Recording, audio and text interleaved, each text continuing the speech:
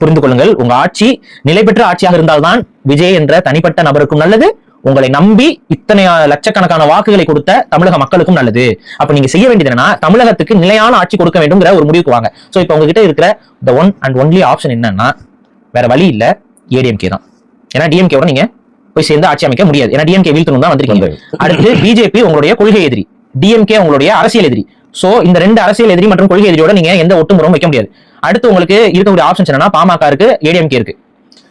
நான் சொன்ன மாதிரி காங்கிரஸ், கம்யூனிஸ்ட் இவங்க எல்லாம் உங்களை புறந்தள்ளவங்க. பட் பாமக அண்ட் ஏடிஎம்கே அவங்க கிட்ட இருக்க வாக்குகள் இருக்கு. இப்ப இதுல பாமகவும் சேர்த்துக்கிட்டா இன்னும் கொஞ்சம் ஸ்ட்ராங். இப்ப ஏடிஎம்கே மட்டும் எடுத்துக்கோங்க. ஏடிஎம்கே குறைஞ்சது எனக்கு எத்தனை ஜெயிப்பாங்க? 60% ஜெயிக்கிறாங்களே வச்சுக்கோங்க. 50 வச்சுக்கோங்க. 50 + 105 எவ்வளவு ஆச்சு?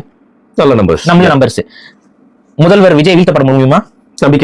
நம்பிக்கை இல்லா தீர்மானம் இந்த ஆட்சியில, அதாவது ஏடிஎம்கே அண்ட் டிவிகே உடைய கம்பைன்ட் ஆட்சியில கண்டிப்பா நம்பிக்கை இல்லா தீர்மானத்தை கொண்டு வரவே முடியாது. சோ உங்களுடைய கவர்மெண்ட் செக்யூரா இருக்கும். ஒரு செக்யூரான ஒரு கவர்மெண்ட்டை நீங்க உருவாக்குறதுக்கான ஒரு முழுமையான வாய்ப்பு என்பது விஜய் அவர்களுடைய கையில இருக்கு, விஜய் அவருடைய சிந்தனையில் இருக்கு. இப்ப சோ உங்களுடைய ஆட்சி முழுமையானதாக இருக்க வேண்டும், ஸ்திரத்தன்மை மிக்கதாக இருக்க வேண்டும் என்றால் தயவு செய்து இந்த சிந்தனையை நீங்கள் உருவாங்குங்கள். எனக்கு தெரிஞ்ச அட்வைஸ் இப்ப வரைக்கும் யாரும் உங்களுக்கு சொன்னாங்களான்னு தெரியல. பட் எங்களோட பார்வை இதுதான். அது ரெண்டாவது, இது உங்களுக்காக நான் சொல்றேன், தவறா எடுத்துக்கொள்ள வேண்டாம். எங்களுக்காக நான் சொல்றவங்க தவறா எடுத்துக்கொள்ள வேண்டாம்.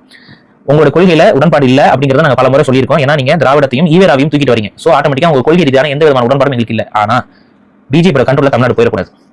கவர்னர் ஆட்சி வந்தாலும் பிஜேபி கண்ட்ரோலுக்கு தமிழ்நாடு போயிடும். இந்த மாதிரி ஸ்திரத்தன்மை இல்லாத அரசாங்கம் வந்தாலும் அந்த அரசாங்கத்தை உடச்சிருவேன் பயக்காட்டியே பிஜேபியோட டாமினன்ஸ் வந்து உள்ள பண்ணிடுவாங்க. சோ இந்த பிஜேபியோட டாமினன்ஸ் தமிழ்நாட்டுல வரக்கூடாது அப்படின்னா அதற்காக தான் வழி சொல்றோம். தமிழக மக்களுடைய எதிர்காலத்தை மனதில் வைத்து தான் இந்த வழியை சொல்கிறோம். எங்களுக்கு இதுல எந்த விதமான ஒரு விஷயம் இல்லை. இதை நீங்க தயவு செஞ்சு டிவிகே உடைய தோழர்கள், டிவிகே உடைய தொண்டர்கள், அதே போல ஏடிஎம்கே தொண்டர்களும் உள்வாங்கி நம்ம சொல்றத காரணத்தை புரிஞ்சுக்கோங்க. இன்னொன்னு, இப்ப இந்த ப்ரொபோசலுக்கு நிச்சயம் ரெண்டு தரப்புலையுமே உள்ள இருக்கக்கூடிய சில துரைந்தர்ஸ் என்ன பண்ணுவாங்கன்னா, சேர விடாம தடுக்கிறதுக்கு எல்லா வேலையும் பண்ணிட்டு இருப்பாங்க.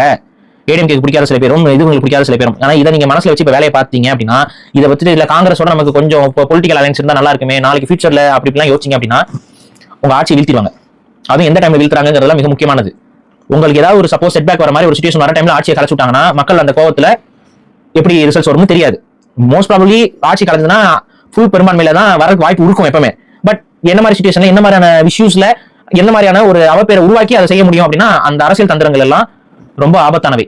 அதை மனதில் வச்சு நாங்க என்ன சொல்றோம்னா, ஏடிஎம்கே அண்ட் டிவிகே அலையன்ஸ் வந்து ஏற்பட்டது என்றால் ரொம்ப ஸ்ட்ராங்கான ஒரு நல்ல கவர்மெண்ட் என்பது ஃபார்ம் ஆகுங்கிறது நாங்க நம்புறோம். தமிழக மக்களும் அதில் பாதுகாக்கப்படுவார்கள் அப்படிங்கிற ஒரு விஷயம் என்பது இருக்கு.